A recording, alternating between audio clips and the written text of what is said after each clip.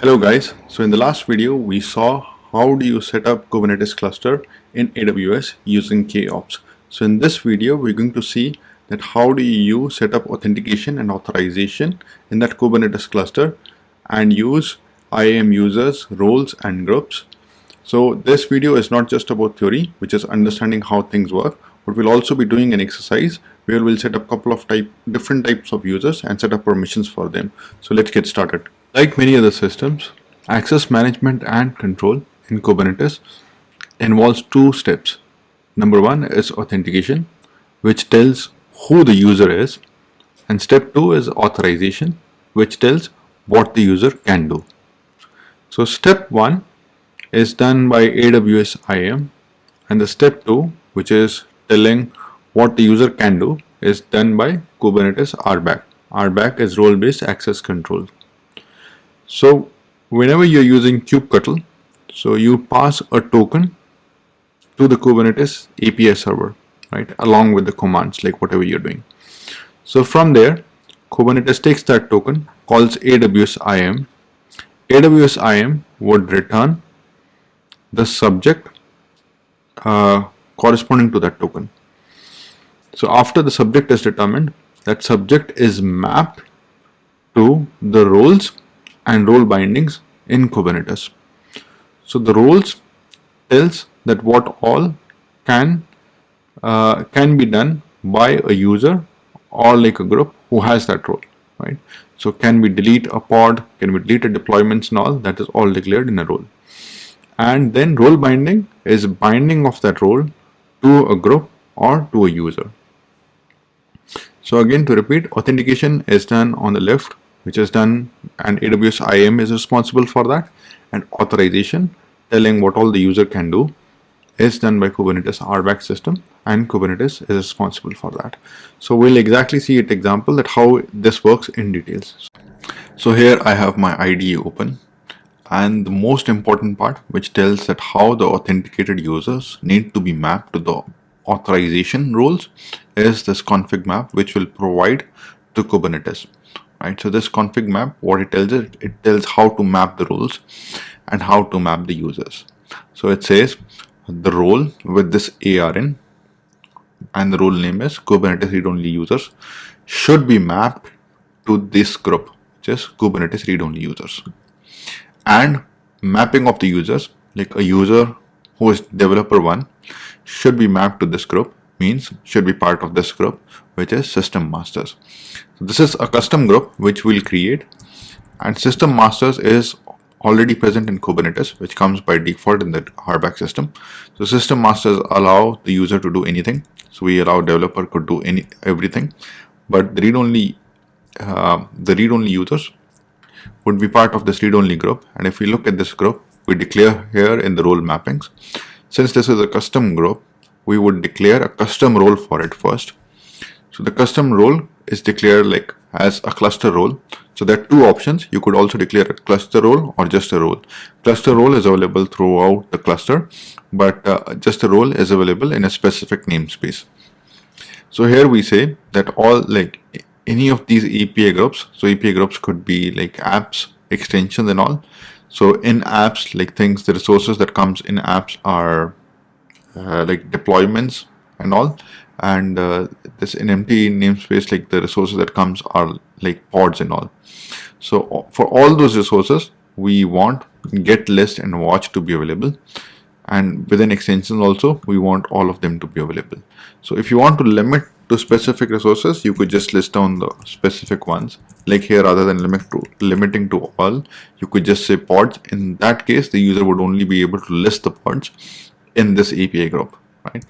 But let's provide it to all. So after we have declared the role, we also need to map the role to the group, right? So we saw that group. So the way to so we saw this group, we need to map the role which is on the right to this group, and that is done through cluster role binding.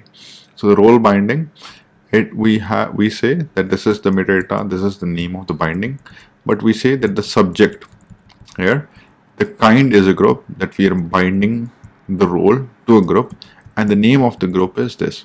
That means anybody in this group would be would have this role, which is the cluster role, and the role name is here, which is Kubernetes read only cluster. So if you copy this, so this is the exact role that we mentioned here, right? So this is how we map the role. We say role ref, it points to this role, and the subject, that means like this group should be bound to this role. Anybody in this group would have this role. So this is how we declare the read only authorization, right? And here we are mapping, like the authentication is handled by IAM. So we say that any user, now how to identify which user in which role is part of AWS. So we tell like after you tell me that this is the subject, I would map this role to this group and this user to this group, which is system master. If you're liking my video so far, please hit the subscribe button and also like my video. And in the comments below, whatever feedback you have, please let me know that how can I improve upon these videos so that it could be helpful for others. Another very important thing to note down is that the verbs that we provide are just get, list and watch. We didn't provide verbs to create, right, or delete. So that means the user will not be able to create or delete. And we'll also see that we'll try to create a deployment, and we'll see that the read-only user will get an error, but they would be able to list the deployments and also list the pods and all. In the exercise, what we'll do is we'll create 3 users, like the read-only users, 3, and then we'll create 3 developers. The read-only users will belong to read-only users group, and the developers would belong to developers group. So the developers group would be able to assume the read-only user, the read-only users group would be able to assume the read-only users role. The developers group would be able to assume developers role.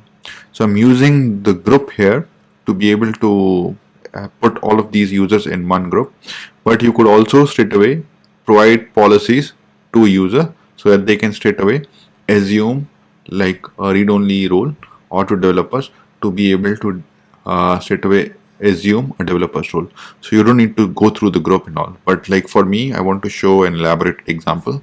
That's why I added the group here in between, so that you can see how multiple users can be mapped straight away to the roles. Looking at the console right now, I just have one user, which is Robin KOPS AWS test. So using this user, I created the cluster.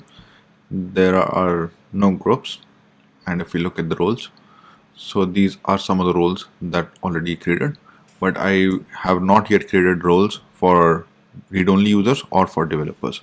So I would do that using Terraform. Instead of using Terraform, you could also create the users groups and roles by yourself. But one of the important things is, like right now, the policy that I provide to the group is that the group would be able to assume this role, which is Kubernetes developer. So this is, I'm providing the policy to the developer group that they would be able to assume the role, which is developer role, right? Allow assuming of the role, and this is the action, which is STS, assume role. So this is the main thing that you need to keep in mind. But let's walk through the full script which we'll execute. So we have the read-only users, so 3 of them, read-only user 1, user 2, user 3. So here is the part that creates these users, and also I'll attach this Terraform file in the section below, so you can just click on the link and get this Terraform also, and you can execute it. So I append like tf test to just be specific. So there will be 3 users that will be created, which are read-only users. 3 developers would be created. So here I iterate over this set and I just create 3 developers, and then a group would be created, which is tf test read-only users. Developer group would be created, tf test developers, and then like a policy is created, which is we create the membership first. Basically, we add all the read-only users to this read-only group, and then we add all the developers to the developers group. So this is, we are adding the membership. And next is we're creating a role. So the first role we create is Kubernetes read-only users role, and the second role which we create is the developers role. And then we create a policy which is for the read-only users. We say that the group, like this policy, we just declare the policy that is allow assuming of that role, right? And allow assuming of the role, and which role, which is the read-only users. So this is the read-only user role policy, and we'll attach this to the group, which is read-only group. So here we have the read-only group. We are attaching this to read-only group policy. And similarly, we do it for the developer. The developers would be able to assume a developer role, right? And here we are attaching the policy. Again, you don't need to use Terraform. You could do the entire thing in it. So let's execute this Terraform script.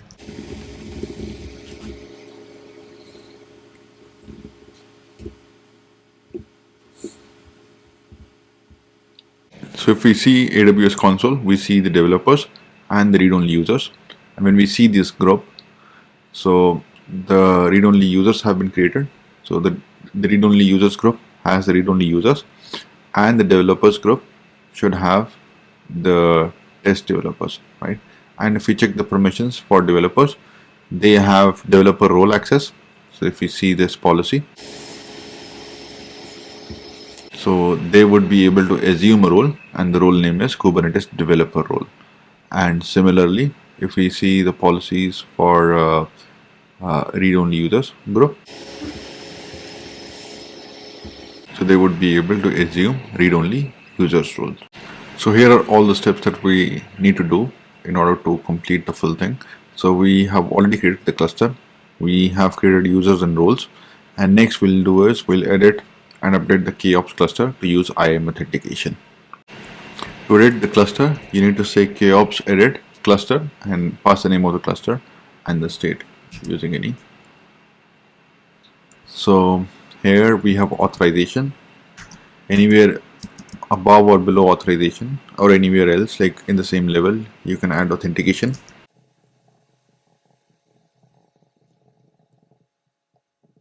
So you need to add authentication. We say the authentication type is AWS, and we also mention the cluster ID, and this is the cluster ID which we have. So this cluster ID basically matches the cluster ID that we create in the config map. So in the config map, we declare a cluster ID which was kops.jomo-click, and we provide the same cluster ID, which is the same as the name also in this case, right? So name and the cluster. So let's save it and then update the cluster also by using kops update cluster command. This might take a couple of minutes. So next thing we'll do is apply the config map and the roles. So it says that created the config map. Let's again say it says unchanged, and then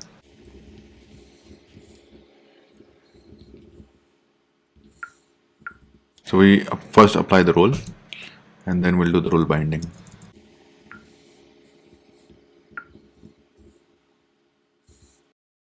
So the part that actually does the authentication with IAM is like we'll just list the pods here in the kube system.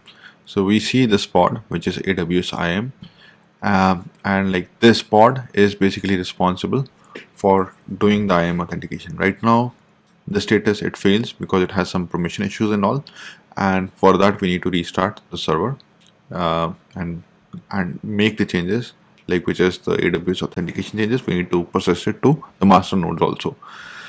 So this is the main pod, the AWS IAM authenticator, that would read the credentials of the user, like the token from the user which is passed to the kubectl, and would call AWS IAM and then fetch the subject. So this is the project which is AWS IAM authenticator that basically has like, so they have the Docker file and all which creates this pod. So KOps already gets configured with it. So here this is the link which mentions all of these steps that we're doing. So it tells turning on the IAM authenticator on the existing cluster. So adding off the config map which we already did. We also edited the cluster. We updated the cluster, and the next thing is we need to, so this pod is not running, right? And we can say the status is creating, right? Or like the crash loopback. So we need to disable this. So it runs in a daemon set. So we need to disable the daemon set so that we can push the changes to the master nodes. So the way to do that would be using this kubectl command, and also post the link of this in the description below so that you can copy and do that. So I will disable the daemon set, which is daemon set.apps, and this is patched now, and we will now start the master nodes. So the way to start the master node would be KOP rolling update cluster. We pass the name of the cluster and we say instance group roles, like we are starting the masters, and we say minus minus 4s and minus minus s. So this is also mentioned, this rolling update command is mentioned here. So this might take like a few minutes, could take like 10-15 minutes also. So let's wait for the master nodes to restart. So it took about 10 to 15 minutes and the restart is complete. So here you say rolling update complete for the cluster. So to test, make sure you back up your existing kubectl configuration because this has the client data, client key and certificate, because this is used to log in. By any chance, if your AWS configuration does not work, at least you have a backup of this and then you can log into the cluster and you can change the things. So I'll just change this to, and I'll just put it. So here I have the backup and this is my original file. So I need to change, instead of using client data and client key, I need to use the AWS configuration, and also like this local key config is being used because I have environment variable which tells that my kube config variable, which is at this location, which is the local kube config. So this is being used. So to activate the AWS authentication, we had paused the pod and we had disabled the kubectl daemon set. So we need to enable it again. And now when we look at the pods, so this AWS authenticator is getting created. So now the pod you see is running. Earlier it crashed and all, right? Now it's running it fine because it is able to find the authentication map. So the next step for us is to replace this user, and instead of using client certificate data and client key, we want to use in the AWS credentials. So AWS IAM authenticator, so it has two parts. One is the server side, which tells what is the user credentials, like what is the user subject which Kubernetes calls. Other is the client side, which is like we install AWS IAM authenticator on the local. So you can get these details that how to install AWS authenticator on your local. There are multiple ways. You could use brew and other stuff also, so it's all mentioned here. So this, as I said, the second part is installing on the local, and you say that whenever you're logging through the user, it would do this thing. It would execute this command, which is AWS IAM authenticator, and then like my cluster name is basically it's KOPS. So this is my cluster name. So I need to call AWS IAM authenticator token minus AI, and this is the cluster. So to test the configuration for a developer, we'll go to users, we'll go to developer 1 and security credentials. So we create the access key, and we'll copy the access key and also the secret, and I'll try to log in using that.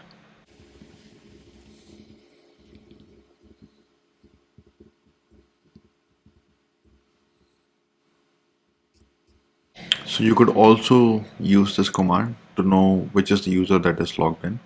So you could use AWS SDS cat caller identity. So this tells that the developer 1 is logged in. And as you see the kube config, you could also execute this on your local to test whether like you have the access or not. So we say token minus I and the name of the cluster. So you see we get a response, and this is the token that is actually sent in your kubectl commands. So you say like kubectl, whenever you're calling kubectl command and all, this is the token that would be used. So to check the basic access, you can check kubectl auth can I list pods. So it says yes, you can list pods, right? And again, like so this, if you call AWS SDS identity, you see this user, right? So we had mapped this user tf test developer to the script system scripts, so it should be able to create deployment. If you say kubectl apply -f, so I have a deployment here. So let's look at deployment file. So here we have replicas as 5, like 5 replicas in the deployment, and this is the name of the image. So I apply it. So it says deployment is created, and if we see kubectl get all,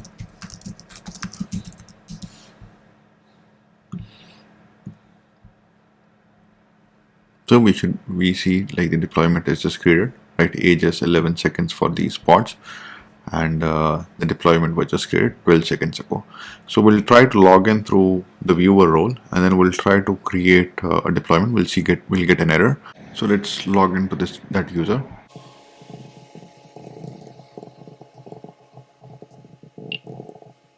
So now we see by executing AWS STS get identity, we see that this is the user that is logged in, which is the read-only user.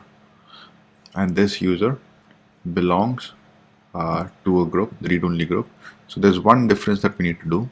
So here, instead of I, which is the cluster name, we will also want this user to assume the role, and the role could be done from here.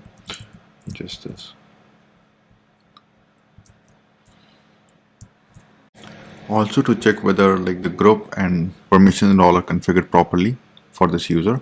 So you can just say AWS STS assume role. So you're trying to assume this role, and the user is the user that is already logged in, right? And you just give this name of the session. So now you see the error occurred. So maybe there is some issue with the configuration, and the reason we get the error is because like here we see the roles right from IAM. So the role is different as compared to what we typed here. So we said the role is like which we want to assume is Kubernetes read-only users, but it is actually a different role. So let's just configure the role. So it is users role is also there. So let's see. So now we see we get the secret token also. That means the role is configured correctly, and we need to also update our map so that we can, instead of this read-only users, this is read-only users role. So I'll check out my other user and I'll update the map. So I'll just revert this back to my original user which was there, so that which uses the client data and client certificate and all. So I'll say kubectl. So we are updating the map, so it says it is configured now, and now we'll try to log in using the user we have, which was the viewer. So here is the user, and like even the role here also needs to be updated because we are assuming this role, right? So make sure that the role is correct now. One more change I did is I added a hyphen here, just like we pass like -i to tell the cluster. So we pass -r, which is the argument to tell the role. And now I'll just try to see whether can I list the pods, right? So it says that we can list the pods. Can I create the pod, right? So it's no. And we can also do it for deployments. No. And can I list the deployments? So it says yes, right? So, and we can also see the error which we'll get when we do the deployment.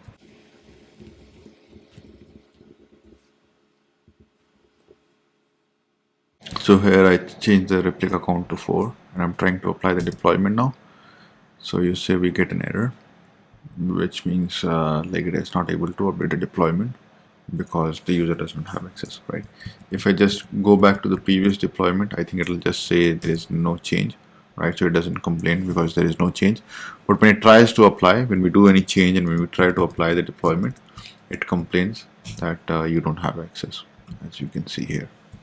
So this is how the full RBAC works, and we have seen the example that how can we map the read-only users, and we can do the read-only operations using the group and role.